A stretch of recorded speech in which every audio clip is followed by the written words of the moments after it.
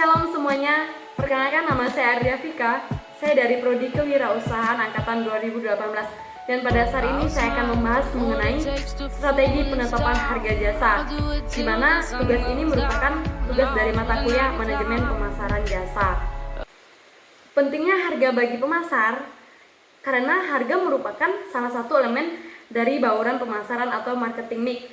Yang kita ketahui, harga merupakan salah satu unsur yang paling penting bagi seorang pengusaha atau bagi suatu perusahaan, karena suatu perusahaan yang memproduksi baik barang atau jasa tentunya akan menentukan harga agar harga tersebut dapat dipasarkan di pasaran. Nah, pentingnya harga bagi pemasar yaitu harga merupakan salah satu elemen dari bauran pemasaran atau marketing mix. Harga merupakan salah satu unsur yang paling kritis dari strategi pemasaran atau suatu pemasaran dari sebuah perusahaan.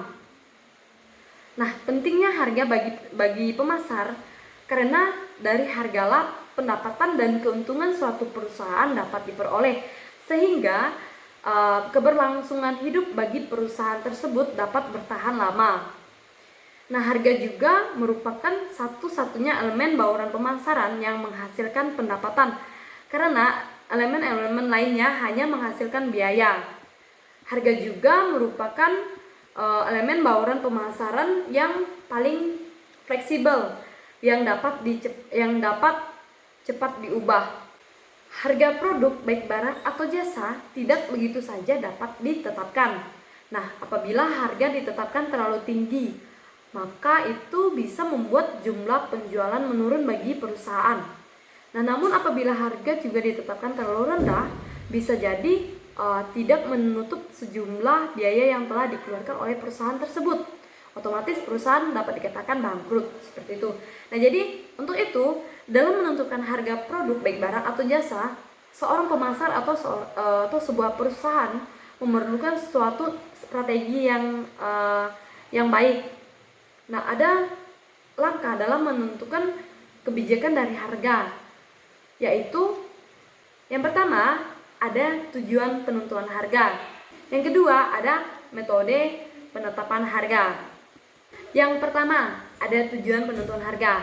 Nah, apabila sebuah perusahaan telah memilih pasar sasaran, yang maksudnya adalah di mana perusahaan ini sudah mengetahui letak atau tempat atau lokasi di mana perusahaan ini dapat menjual sebuah produk baik barang atau jasa dari perusahaan tersebut. Nah, ketika pemasar atau perusahaan telah menentukan atau telah memilih sebuah pasar sasaran yang akan mereka tuju, maka strategi pemasarannya termasuk keputusan harga menjadi mudah ditetapkan. Nah, misalnya nih, jika sebuah perusahaan ingin menawarkan produk sepatu pria bagi kalangan eksekutif dengan kualitas yang tinggi, maka perusahaan tersebut atau perusahaan sepatu tersebut dapat menawarkan produknya dengan harga tinggi, dan sepatu tersebut juga pasti dipromosikan kepada pria yang memiliki pekerjaan, yaitu salah satu mungkin karyawan di kantor. Nah, itu adalah sasaran pasar dari perusahaan tersebut. Nah, setiap kemungkinan harga akan memiliki pengaruh yang berbeda pada berbagai tujuan seperti laba, pendapatan penjualan, dan pangsa pasar. Apabila bertujuan ingin memaksimalkan laba, perusahaan dapat menetapkan harga yang tinggi. Namun jika ingin mendapatkan pangsa pasar yang cukup luas, perusahaan dapat menentukan harga yang lebih rendah. Yang kedua ada metode penetapan harga. Nah, metode yang dapat dilakukan sebuah perusahaan dalam menetapkan harga yaitu dengan mengadakan pendekatan terhadap biaya, terus penawaran permintaan, dan konsumen. Nah, yang pertama itu ada pendekatan biaya atau cost oriented approach, yaitu penetapan harga yang dilakukan dengan cara menghitung total biaya dan menambahkan tingkat keuntungan yang diinginkan. Nah, metode penetapan harga melalui pendekatan biaya ini terdiri dari cost plus atau markup fishing and break even analysis, Yang kedua, ada pendekatan penawaran permintaan atau supply demand approach. Nah, pada dasarnya harga suatu produk baik barang atau jasa ditentukan oleh keseimbangan antara penawaran dan permintaan dari produk tersebut.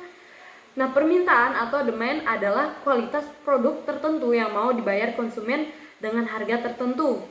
Apabila harga naik sesuai dengan hukum permintaan, maka konsumen akan mengurangi permintaannya. Nah, konsumen akan bersifat realistis atau realita dengan mencari produk substitusi atau produk pengganti yang berpola pada hidup lebih sederhana. Nah, permintaan atas suatu produk ditentukan oleh pihak konsumen. Jadi misalnya nih, konsumen ini sedang membutuhkan misalnya konsumen ibu rumah tangga ini sedang membutuhkan alat masak. Nah, sedang gempar-gemparnya peralatan masak itu kan berbagai macam dari berbagai brand-brand, salah satunya mungkin Tupperware. Nah, di sini ibu ini ingin sekali membeli Tupperware, tetapi ibu ini memiliki uang yang kurang seperti itu. Jadi dengan terpaksa ibu ini akan mencari produk substitusi atau produk pengganti seperti itu. Lalu yang ketiga itu ada metode customer oriented. Nah, sensitivitas harga juga dipengaruhi oleh segmen pasar karena semua orang tidaklah sama dalam melihat harga. Konsumen dapat dibagi menjadi segmen dengan berbagai segmen yang berbeda. Nah, misalnya yang pertama itu ada fresh shoppers. Nah, konsumen yang tertarik mengadakan transaksi yang terbaik untuk suatu produk seperti itu. Lalu yang kedua itu ada brand loyal customer.